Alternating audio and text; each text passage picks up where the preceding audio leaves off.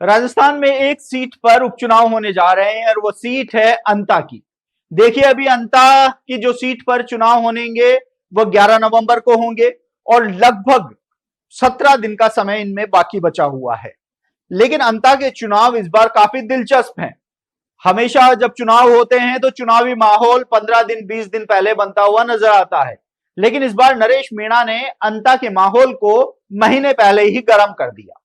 देवली उनियारा से निर्दलीय के रूप में चुनाव लड़ने वाले नरेश मीणा ने कुछ ऐसा कारनामा कर दिया था जिसके बाद से ही नरेश मीणा लगातार चर्चाओं में बने हुए हैं। नरेश मीणा को एक मजबूत कैंडिडेट के रूप में देखा जा रहा है। हालांकि नरेश मीणा ने कांग्रेस से टिकट मांगा था, लेकिन कांग्रेस ने भरोसा जताया प्रमोद जैन भाया, और जैसे ही चुनावों का डिक्लेरेशन हुआ था उसके कुछ समय बाद ही कांग्रेस ने प्रमोद जैन भाया को टिकट देते हुए अपना प्रत्याशी घोषित कर दिया। हालांकि जो कांग्रेस के दिग्गज नेता थे वो पहले ही प्रमोद जैन भाया के नाम पर मोहर लगा चुके थे, इसलिए कांग्रेस में कोई भी किंतु परंतु नहीं था कि किसी और को टिकट दिया जाए। हालांकि सबसे बड़ी खुशी की बात बीजेपी के लिए थी, क्योंकि नरेश मीणा कांग्रेस से टिकट मांग रहे थे। नरेश मीणा को टिकट नहीं मिला, प्रमोद जैन भाया को मिला। नरेश मीणा ने निर्दलीय के रूप में चुनावी ताल ठोक दी, निर्दलीय के रूप में नामांकन भर दिया। इससे बीजेपी कहीं ना कहीं खुश थी कि नरेश मीणा कांग्रेस के वोट काटेंगे। लेकिन जो बीजेपी है उसके लिए भी बड़ा नुकसान वाला रामपाल मेघवाल बनकर उभरे। रामपाल मेघवाल जो 12 अटरू से बीजेपी के पूर्व विधायक रहे हुए हैं, उन्होंने निर्दलीय के रूप में अंता उपचुनाव में ताल ठोक दी। तो वाजिब है, बीजेपी की चिंताएं भी बढ़ती हुई नजर आएंगी। अंता उपचुनावों की बात की जाए तो नामांकन की स्क्रूटनी होने के बाद 20 प्रत्याशी चुनावी मैदान में बने हुए हैं। उर्मिला जैन भाया जो प्रमोद जैन भाया की पत्नी है, उनका नामांकन खारिज हो गया है, क्योंकि सेफ साइड उन्होंने नामांकन दाखिल किया था।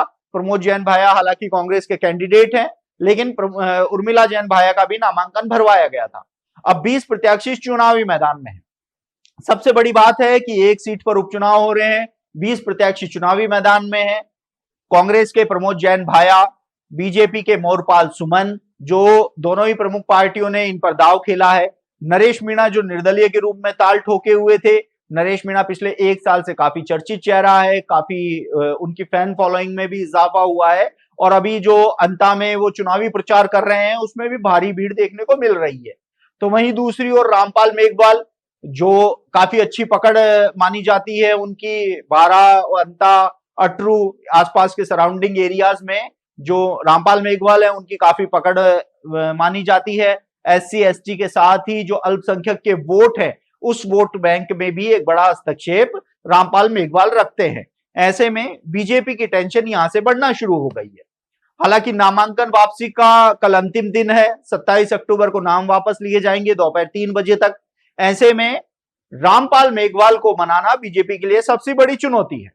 बीजेपी के प्रदेश अध्यक्ष मदन राठौड़ साफ तौर पर मीडिया से बात करते हुए कह चुके हैं कि यदि उनका कोई कार्यकर्ता चुनावी मैदान में रहता है तो उनको निश्चित रूप से नुकसान होगा।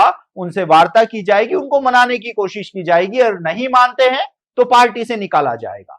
अब बीजेपी के पास सिर्फ 1 दिन का समय बचा है रामपाल मेघवाल को मनाने के लिए। नरेश मीणा है, उनके तेवर तो आप जानते ही हैं कि उनसे तो कोई बैर लेता हुआ नजर ही नहीं आएगा। नरेश मीणा मजबूती से ये चुनाव लड़ेंगे।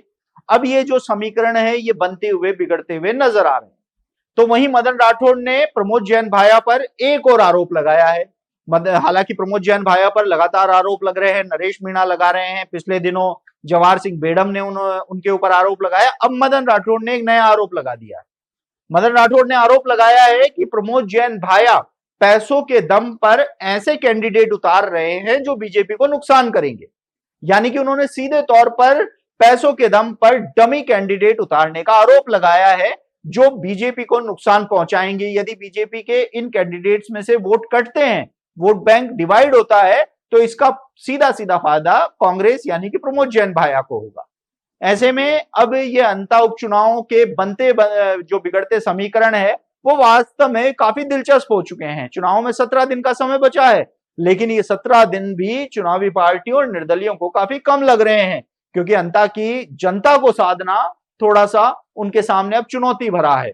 4 प्रमुख चेहरे चुनावी मैदान में हैं, प्रमोद जैन भाया, मोरपाल सुमन, रामपाल मेघवाल, नरेश मीणा। इसके अलावा 16 प्रत्याशी और चुनावी मैदान में है जो कहीं ना कहीं इन चुनावों को प्रभावित करते हुए नजर आएंगे। ऐसे में अब देखना होगा 27 अक्टूबर को जब नाम वापसी का दिन होगा तो इस मैदान में कितने घोड़े दौड़ते हुए नजर आएंगे, यानी कि कितने जो प्रत्याशी हैं वे चुनावी मैदान छोड़कर भागते हैं और कितने प्रत्याशी अपने भाग्य के आजमाने के लिए चुनावी मैदान में डटे रहते हैं, ये वक्त बताएगा। आप देखते रहिए पॉलिटिकल नगरी, मैं हूं ललित वर्मा।